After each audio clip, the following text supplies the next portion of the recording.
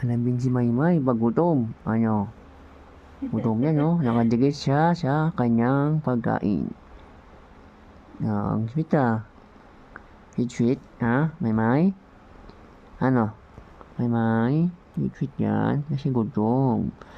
Pero pag busog na, aalis na dyan. Ano? Hindi siya makatingin, no? Tingin ka dito. Nakabidyo ka. Ano? Kaya ka? Kamaya. Okay lang yan, ha? Alam na namin yun. Ganyan diskarte mo. No? Ano? Tabi siya sa pagkain nyo. Kakain lang yan. Gutom na naman. Ano? Alam na eh, no? Alam na yung kailangan eh, no? Kaya tabi-tabi eh, no?